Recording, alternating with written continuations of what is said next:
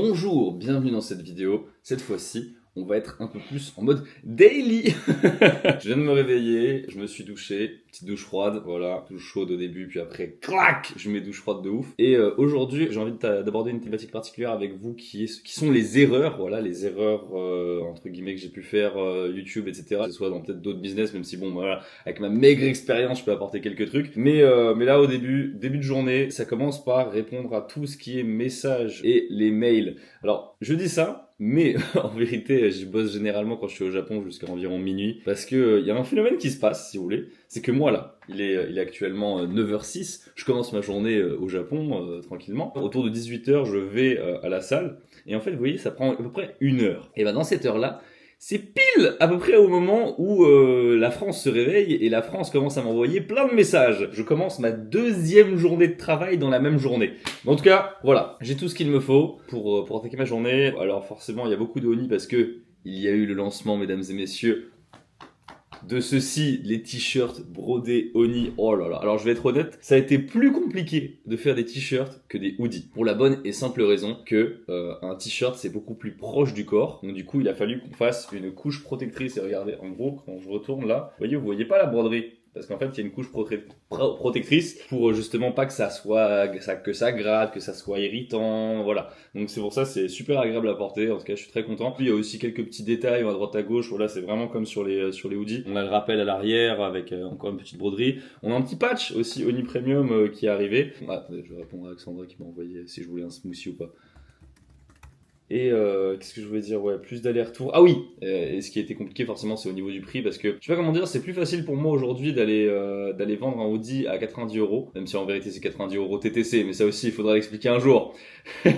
Alors que pour un t-shirt, tu vois, j'ai du mal psychologiquement à augmenter les prix. Forcément, quand t'es youtubeur, t'as une vision où les gens ils vont forcément venir un peu plus, tu vois. C'est même pas tes acheteurs en fait, c'est juste les gens qui t'aiment pas trop, tu vois, ils vont vouloir visionner le prix machin parce qu'ils vont dire oh là là, le t-shirt il l'achète 4€ sur Temu et il va le revendre 40€.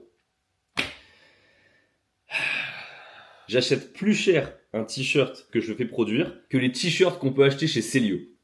En plus, j'adore Celio. Je sais pas comment vous voyez Celio en tant que client, mais quand t'es dans le milieu du textile, le rapport qualité-prix, personne peut les battre. Ils sont très, très, très forts. Franchement, je ménage pas mes mots, c'est d'ailleurs pour ça que volontiers j'accepte les collabs avec eux. J'avais fait une collab l'année dernière avec eux et qu'il y aura certainement une collaboration avec Celio en février.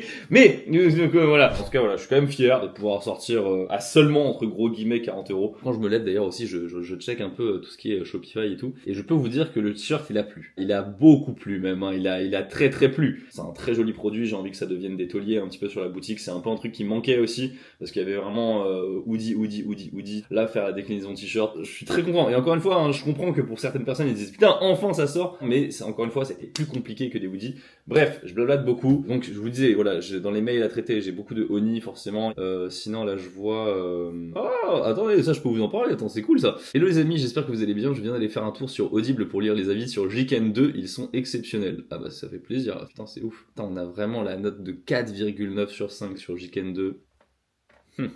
Pour continuer sur le sujet d'Oni, il y a une convention qui me propose d'envoyer les produits Oni directement chez eux dans la boutique qu'ils gèrent eux-mêmes, donc c'est la boutique de la convention, et je pense que je vais accepter. Franchement, c'est un très très bon deal en tout cas qu'ils me proposent sur le papier. Alors après, il peut se passer 100 000 merdes, hein. Il peut se passer des merdes comme par exemple il me paye pas, soi-disant il perd les produits, enfin il peut tout se passer. Mais sur le papier en tout cas ça a l'air sexy et je trouve que j'aime bien l'idée. Ensuite il y a quoi Ah oui, dans la dernière vidéo avec Tev, j'ai parlé du shooting du coup pour les chaussures avec la collaboration avec Kaval pour Oni. Et je disais que voilà, j'étais un peu mitigé sur le fait de payer entre guillemets 2000 balles, mais sachant qu'on a fait moitié-moitié, donc c'était 4000 balles de base, donc c'est 2000 chacun à peu près. J'étais un peu mitigé sur le contenu, c'est-à-dire les photos et les vidéos.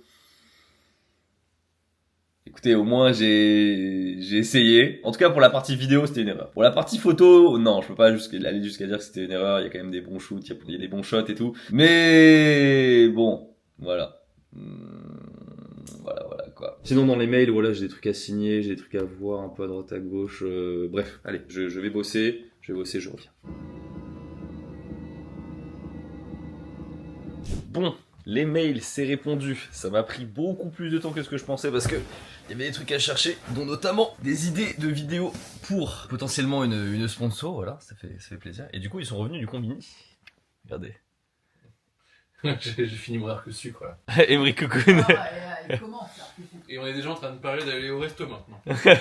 Erreur numéro 1 que j'ai pu faire, que ça soit dans Oni ou que ça soit vraiment pour mes vidéos, c'est de croire que quelque chose qui te plaît toi va plaire aux autres. Alors ça paraît super évident dit comme ça, mais en fait c'est plus technique que ce qu'on pense. Je peux pas me dire oh là là j'ai kiffé récemment les peluches, bah tiens voilà les peluches au Japon si j'en faisais une vidéo. Ça se voit bien avec le thème que je vais pas réussir à reach suffisamment de gens, faire entre guillemets suffisamment de vues, etc.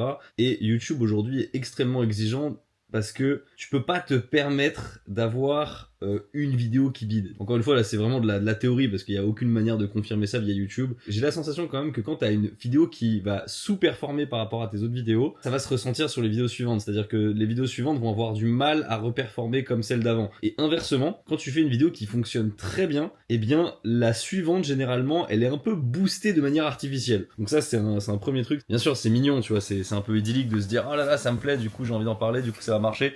Alors oui, il y a quand même une part de ça, parce qu'il y a des sujets, forcément, quand ça te passionne, t'as envie de mettre plus d'investissement, t'as envie de plus réfléchir dessus. Typiquement, je reprends toujours cette vidéo en exemple, mais le thon au Japon, moi l'étude on va dire du marché du thon, de comprendre comment ça fonctionne, le goût, tout ça, c'est quelque chose qui me passionne beaucoup. J'ai voulu faire la vidéo, c'est pour ça que je suis très fier de cette vidéo, mais j'ai pu m'investir parce que je sais qu'un minimum cette thématique va entre guillemets parler aux gens, c'est quand même quelque chose d'emblématique, le thon, c'est quelque chose que les gens connaissent. Pour donner un autre exemple, sur Oni, j'ai des pièces pour être honnête, qui honnêtement j'étais en mode oh, je la sens pas trop. Il y a même des trucs que j'aurais voulu annuler, je les ai sortis et ça a été des bangers. Donc comme quoi voilà, c'est l'expérience qui fait que après plus ou moins tu sais si ça fonctionne pas. Mais j'ai envie de dire même après 10 ans de YouTube, j'ai encore des surprises. Enfin j'en ai pas beaucoup maintenant, je vais être honnête, mais j'ai quand même encore quelques fois des surprises en me disant ah ouais ça fonctionne mieux que ça. Ok d'accord. Tu te dis bah attends mais dans ce cas-là autant sonder le public. Tu demandes au public qu'est-ce qu'il veut et du coup tu peux savoir qu'est-ce qui va fonctionner, qu'est-ce qui va pas fonctionner. Si c'était aussi simple, tout le monde le ferait. Et en fait, ça ne marche pas. Une des premières règles que je donnerais à quelqu'un qui veut se lancer, en tout cas sur YouTube, c'est ne pas écouter les commentaires. Il faut y répondre, voilà, au début en tout cas, voilà. Faut les prendre en compte, mais ne pas les écouter, ne pas prendre pour argent comptant ce qu'ils disent. En fait, si tu analyses ça de manière très froide, en fait, c'est un peu horrible, ce que je veux dire, parce qu'il y a des gens qui commentent la vidéo, désolé. Mais ce que je veux dire, analyse très froide, en fait, les gens qui commentent, c'est généralement deux catégories de personnes. C'est soit les gens qui t'aiment beaucoup et qui sont, voilà, vraiment, qui veulent valoriser le contenu que t'as produit et qui sont, donc du coup, on va dire, du côté positif de la force. Soit des gens qui ont été déçus et qui veulent exprimer leur mécontentement. Tous les gens qui ont été déçus et qui veulent exprimer leur mécontentement, ça on met de côté. Et le problème, c'est que les gens qui sont très positifs à l'égard de ce que tu fais, les suggestions qu'ils vont avoir, elles sont pas du tout représentatives, on va dire, du grand public. Tous ces viewers qui regardent la vidéo là, actuellement, voilà, la grande majorité, les 99,5% j'ai envie de dire, des gens qui vont regarder la vidéo mais qui ne vont pas commenter. Et ben en fait, c'est eux qu'il faut aller, on va dire, sonder et chercher, sauf que ces gens-là, ils ne s'expriment pas. Et la seule manière dont ils s'expriment,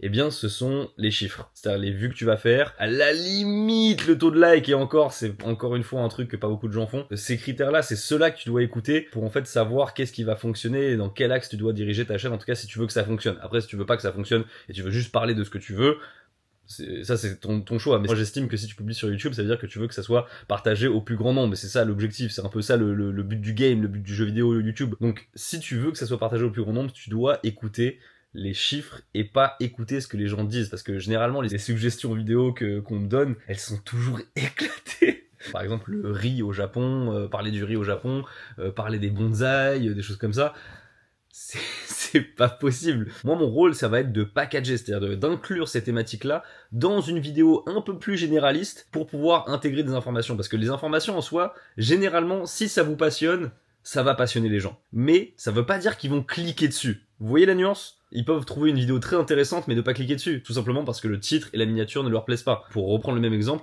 la vidéo riz, donc imaginons le riz au Japon, je l'appelle pas le riz au Japon, mais je l'appelle par exemple 10 produits japonais illégaux en France. Déjà là t'as une notion de négativité, t'as une notion de différence culturelle, voilà, de chiffres aussi avec le 10, ça va déjà être plus attractif pour le clic que le riz au Japon. Mais ça ne va pas m'empêcher par exemple de parler de cette thématique-là, je sais pas, je peux peut-être faire une digression, voilà, un moment où je peux parler du riz. Et un autre exemple très récent, c'est quand j'ai parlé des riches au Japon, il y a l'histoire de Mitsubishi que j'ai insérée à l'intérieur. L'histoire de Mitsubishi, pour être honnête, elle m'a passionné. J'ai adoré faire des recherches dessus, je trouve que c'est incroyable, je connaissais pas du tout ce grand groupe, mais si j'avais appelé une vidéo l'histoire de Mitsubishi, tout le monde s'en bat les couilles. Enfin bon, vous avez compris, pas tout le monde, mais c'est pas du tout attractif. Et pourtant, les gens, quand ils ont découvert l'histoire de Mitsubishi dans la vidéo Les Riches, ils ont dit putain, c'est super intéressant, c'est cool, c'est stylé. Mais ils n'auraient pas cliqué de base dessus. Donc voilà, première chose, c'est de pas croire que ce qui vous plaît va forcément plaire aux autres. La deuxième chose, c'est d'écouter trop ce que les gens qui s'expriment disent et de pas écouter ce que les gens qui ne s'expriment pas disent. On est du coup dans le restaurant de Katsu, et c'est là où je vais braquer la caméra sur Emeric pour lui demander quelles sont les erreurs à ne pas faire, Emeric, dans la Louis Sam Corp. Les erreurs à ne pas faire, alors Ouais. être en retard. Vaut mieux une vidéo qui soit imparfaite qu'une vidéo en retard. Parce qu'il y a des montages où on a fini en galère, tu vois. Alors c'est de moins en moins le cas depuis quoi, un an et demi. Ouais, un an à peu près. Il y a une époque on finissait, bon les vidéos sortent le samedi midi, ça arrivait qu'on les finisse une heure avant peut-être. Hein. Oui. C'est d'ailleurs pour ça qu'il y avait beaucoup de fautes d'orthographe aussi à une époque. Oui. Comme c'était la dernière étape de vérification de tout, clairement pas possible quoi. Ouais. Pour ceux qui n'ont pas compris, Emeric est le taulier on va dire de la chaîne Louis Sam. Depuis 2018 je crois. Ouais, si vous voulez, moi je veux garder en fait Emeric que sur du Louis Sam. Ça va pas du tout être du tout être le même taux d'investissement sur une vidéo classique Louis Sam, enfin Louis, ou même Louis Sam TV, ou même Louis Sam Corp, ou TV Louis, voilà. Oui, c'est pas la même charge de travail. Non, clairement pas. Mais du coup, il a aussi sa chaîne, Avec ma femme, il faut que je le précise quand même. à qui j'ai volé la miniature. Oui, et la vidéo, les Je suis content parce qu'il y a quand même eu quelques personnes qui ont dit ah ouais et tout, Miniature très ressemblante avec une autre chaîne et tout. Je dis ah, ça veut dire qu'ils commencent à connaître. Et même de mon côté, du coup, les gens ont fait ah, tu as vu Louis Sam Tu sais, genre la police. Mais c'est bien, c'est bon signe, c'est très bon Mais signe. il faut le préciser quand même, aussi pourquoi ça me dérange pas que tu le fais, c'est que l'idée, enfin, on l'a fait ensemble cette miniature aussi à la base. Oui, La après première miniature. la structure c'est éclairé, moi c'est surtout le texte vraiment vénère en sang là, ça c'était... Ouais, mais bon, comme c'était déjà un travail collaboratif, Oui, je suis heureux, bah oui, on reprend le même truc. Voilà, j'ai repris la même chose, j'ai juste mis des crânes, voilà, C'est ton visage. Et mon visage, bon ça quand même. Mais bref voilà, erreur à ne pas faire effectivement, ça c'est important ce que tu as dit, c'est done is better than perfect. En gros ça veut dire vaut mieux finir en fait que sortir une vidéo parfaite. C'est marrant parce que je me souviens il y a beaucoup de gens qui prenaient la phrase d'Antoine Daniel qui avait dit il y a très longtemps, mais genre YouTube 2010 tu vois, qui avait dit ouais la vidéo elle doit sortir que quand elle est prête. Ça c'est une vision d'artiste, mais c'est pas une vision de YouTube d'aujourd'hui. Ouais, c'est un choix éditorial dans le sens où t'as des créateurs, ils peuvent sortir une vidéo tous les 2 mois, et dans ce cas, à la limite, je le comprends. Mais c'est vrai que sur Louis San et Louis, tout ça, ça débite beaucoup. C'est un flux tendu, tout le temps, et dans ce cas-là, ouais. C'est ça. Mais du coup, il y a aussi Popo. Il y a aussi Popo, mine de rien, même sérieusement, tu vois, t'as jamais voulu sauter une publication. J'ai jamais sauté Ouais. une publication. Après, c'est du vlog. Non mais en fait, que ça soit du vlog, que ça soit un truc facile à faire, que ça soit un truc pas facile, déjà c'est jamais évident, parce qu'il peut toujours se passer des dingueries. Oui. T'es malade, t'es pas bien, t'as pas de contenu, t'as pas de truc. Et le fait de faire de la régularité, en fait, c'est très important en Mais termes de même trucs. trouver des choses qui accrochent, des trucs. Parce que Aussi, bien franchement, sûr. tous les mercredis, trouver quelque chose d'intéressant, on va dire, à dire, à montrer. Franchement, des fois, heureusement qu'il y a Emeric, quoi, dans la vidéo. Si je me dis, attends, puis vas-y, je saute à celui-là, je vais me redire une autre fois, est-ce Ouais. que vraiment c'est utile? Non, Ouais, c'est ça. je sors. On en voit beaucoup qui commencent à se dire, allez, une petite pause, et finalement, vont faire de plus en plus de pauses, et pas tenir leur délai. Et surtout, les gens, il y a un rendez-vous à créer, c'est super important pour les statistiques. Je sais pas si c'est vraiment si important que ça maintenant pour les statistiques. Moi, j'ai beaucoup de messages de gens qui disent ok, moi le mercredi, je sais que soit c'est le midi à manger, soit c'est le soir. C'est créer le rendez-vous pour les gens et ils savent que tel jour, il y a, je sais pas, du TV Louis, tel jour, il y a du machin. C'est comme nous, on regardait finalement Si Japon Corp pendant qu'on mangeait. Oui, Parce c'est qu'on vrai. savait c'est vrai. que. La raison pour laquelle je veux jamais déroger à cette règle du samedi midi, bon aujourd'hui il y a moins besoin parce que comme on vous l'a dit avec Emeric, il y a moins de débit, mais c'est aussi vis-à-vis de mes collaborateurs. Si toi, en tant que chef d'entreprise, tu commences à dire bon allez, on est trop dans la merde, allez, on décale. Et ben en fait le truc c'est que eux dans la tête, même si c'est pas conscientisé, ils vont se dire bon bah au pire Au pire, on peut décaler. Louis San il va décaler. Ouais, Voilà. c'est pas faisable. Puis même pour les marques, c'est une relation Aussi, ouais. où tu montres que t'es professionnel et que tu sors tes vidéos quand il le faut. Parce que moi, à chaque fois, même les marques, quand elles me disent ouais, c'est le mercredi 13h, point. Ouais, c'est ça. Il n'y a c'est pas important. plus, il n'y a pas moins. Quand on me dit ouais, c'est possible à 16h parce qu'il y a plus de vues, non, c'est 13h. Vous savez, je suis genre. Non, c'est pas ça, c'est juste que vous sentez qu'il y a des trois histoires où on donne Oui. pas les noms, tu vois. Oui, il y a eu 2-3 histoires où on m'a dit ouais non mais c'est quand même mieux vers 16h le samedi peut-être. Non, c'est mercredi 13h. C'est comme ça. Et j'ai la preuve que ça fonctionne, donc ne viens pas me dire ce que je dois faire sur la chaîne YouTube. Tu voulais dire quelque chose, Émeric? Ah non, c'est juste que c'est arrivé une seule fois une vidéo pas prête à temps. Mais il y a longtemps, c'était pas moi pour le coup. Il y a très longtemps, ouais. Avec des anciens collaborateurs. Oui. Il y a 2 types de chaînes YouTube, je trouve. C'est celles qui sortent, ça peut être toutes les 2 semaines, toutes les 3 semaines, mais bref, tu sais que c'est tel jour, etc. Et t'as celles qui sortent au compte-gouttes, on va dire, et ça marche aussi, mais ne pas annoncer. Beaucoup annoncent des choses Qui ne tiennent pas. qui ne tiennent pas, que ce soit les dates, que ce soit les projets. Bon, moi j'ai annoncé que j'achetais une maison. Ça va venir, les gars, ça va venir. Moi, mon conseil, n'annoncez rien. Et si vous annoncez quelque chose, annoncez un truc que vous avez déjà fini. Tu peux teaser. Tu peux Non, mais teaser si quand c'est t'es déjà fini. dessus. Si c'est fini. Quand tu peux teaser le fait qu'il y ait une vidéo ton qui sort. Ouais. Là, tu vois, Bien la sûr. probabilité Mais parce qu'elle ne qu'elle sort est pas. Oui, bon, bref, c'est qu'elle est quasiment finie. Émeric, autre erreur. Une autre erreur à ne pas faire en montage. Un exemple tout bête, c'est qu'il y a quasiment tout le temps de la musique quand tu regardes la vidéo, il y a tout le temps de la musique en arrière-plan. Et je fais attention à pas mélanger 2 sons tonaux, c'est-à-dire les sound effects, des petits sound effects, avec des notes de musique, parce que si je les mets sur la musique, ça devient dissonant. Et surtout, en fait, je trouve que les sons avec des notes de musique, ça fatigue très vite l'oreille, ça devient très fatigant, et je trouve que c'est un truc à doser.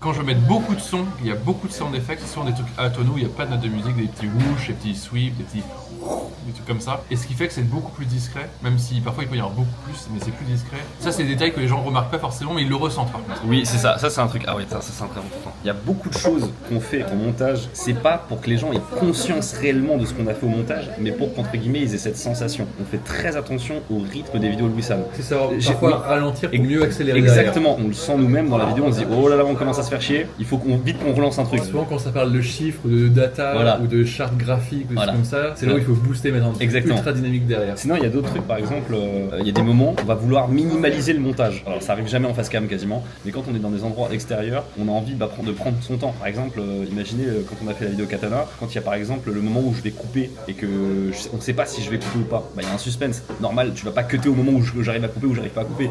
Tu vas vouloir prendre ton temps, poser une ambiance du coup, c'est-à-dire mettre une musique, peut-être changer la colo.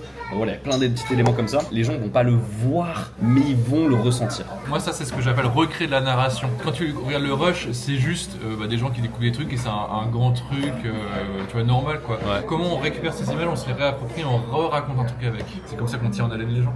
Nous vivons notre vie de manière normale. Regarde-moi là. Ça s'appelle vivre pour les caméras. C'est ça d'être youtubeur finalement. Même dans le métro au Japon, on ne s'arrête pas pour montrer que ça bosse. Ça charbonne. Ça bosse. Tout le temps. Déjà l'après-midi.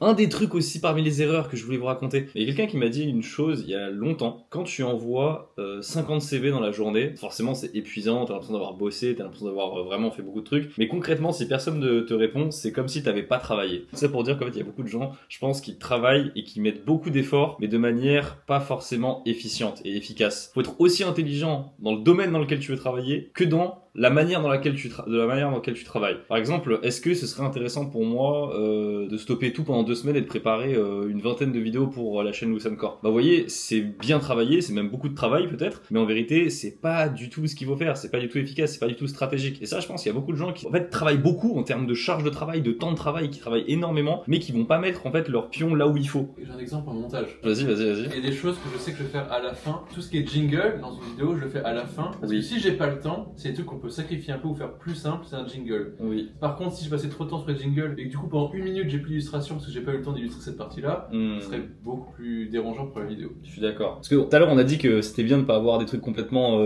parfaits, finis, etc. Justement, en fait ce qui est bien c'est que quand tu travailles comme ça, tu te dis comment je peux avoir la vidéo à 80% finie, mais la plus regardable, la plus efficace et la plus ok, tu vois. Bon, après pour rassurer les gens, elles sont finies. Hein. Oui, elles sont finies On les maintenant. considère finies. Mais c'est sûr que si t'avais envie de passer 2 semaines de plus dessus, tu pourrais passer 2 semaines de plus dessus. Oui. Il faut savoir aussi quand s'arrêter, quoi. Ouais. Les miniatures Louis Sam, c'est les seules miniatures où je m'autorise à passer une journée dessus s'il faut. En fait, c'est tellement important. On essaye mais plein de versions. Alors c'est vrai qu'à un moment on est tous contents quand il y a eu l'A/B testing et finalement c'est marrant comment je l'utilise plus du tout. Je l'utilise pas non plus. Hein. Au contraire, c'est mieux quand t'as une miniature et que t'es confiant de cette miniature. Ouais. Tu dis ok, ça c'est la meilleure version. Bah quand ta vidéo elle flop, tu te dis c'est pas grave, au moins c'est la meilleure version de la miniature. Regarde, on pense quoi.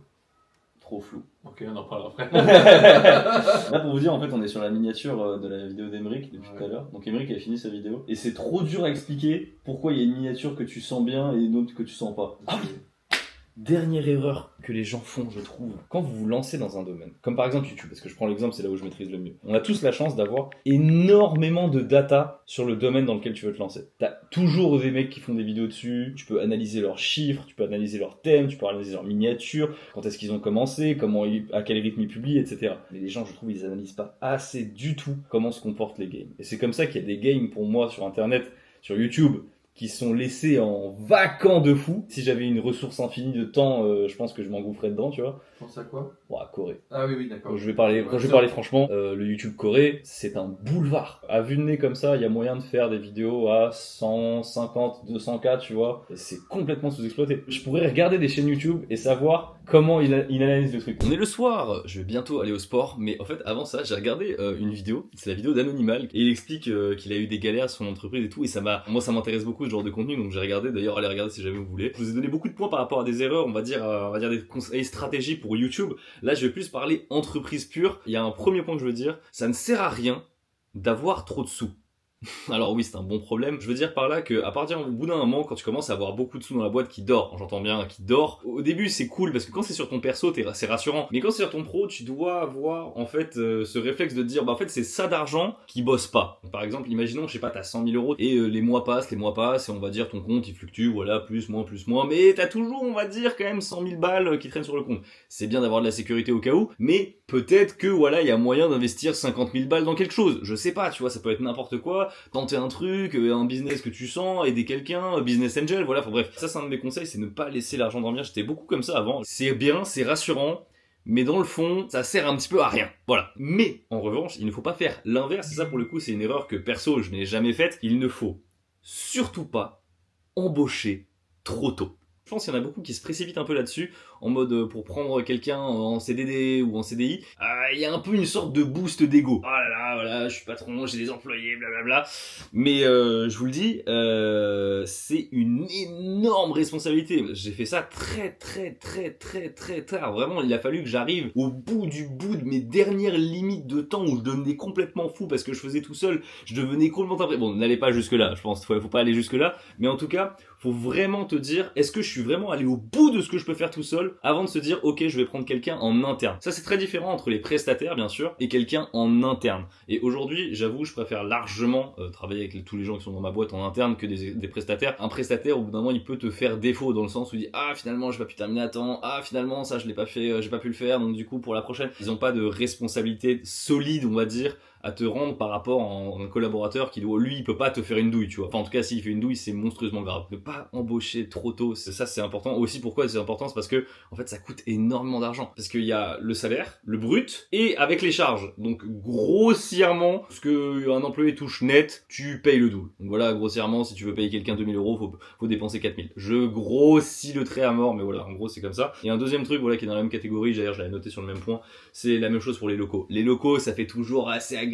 C'est toujours une sorte d'adoubement, tu vois, en tant qu'entrepreneur, d'avoir des locaux, c'est stylé, machin, etc. Bah, du coup, comme disait Anonymal, lui, il a expliqué que ça, c'est clairement ce qui a tué sa boîte, c'est le loyer, quoi. Il avait un loyer de plus de 2000 euros par mois, ce qui est pas énorme, hein, je vais être honnête, ce qui n'est pas énorme pour des locaux. Dans la vie d'une boîte, ça peut te tuer très rapidement. En fait, les frais fixes comme ça, c'est mortel. Moi, mon bureau, je vais être honnête, hein, mon bureau, c'est là où cet ordinateur se pose. Il y a Emric qui a rigolé, mais c'est pareil pour lui, je pense. Ça, c'est un truc que je pourrais parler aussi, les avantages et désavantages d'être patron, tu vois. Mais il y a des moments où je me souviens, j'étais en pleine EVG, c'est enterrement de vie de garçon. J'étais à Londres, et là, la vidéo Yakuza, les sous-titres, ils sont buggés. Je comprends pas, j'ai uploadé le bon fichier, mais je comprends pas, ils sont buggés. Du coup, bah, je demande à un pote, je dis désolé, je dois retourner à l'appart et tout, parce que j'avais pas pris mon ordinateur. D'habitude, je prends toujours mon ordinateur. J'avais le seum parce que je me suis dit cette fois, vas-y là, c'est bon, je prends pas mon ordi, je suis tranquille. J'ai pas pris mon ordi, forcément il y a eu une merde. Mais tout ça pour dire que voilà, j'ai dû corriger au dernier moment, c'était littéralement un samedi. Et ça, bah, c'est pas le choix, hein, c'est ton taf, tu vois. Donc tu peux pas te permettre de dire, oh là là, on verra lundi. Voilà, donc ça c'est le genre de truc que nous on n'a pas. Merci beaucoup de regarder cette vidéo, n'hésitez pas à lâcher un pouce bleu. Et bien sûr, commandez les nouveaux t-shirts Onyx sont disponibles avec le lien dans la description. Il y en a 3, il y a le Licorice, le Momiji et le Sakura que je porte actuellement. Je vous dis à la prochaine, tchuss.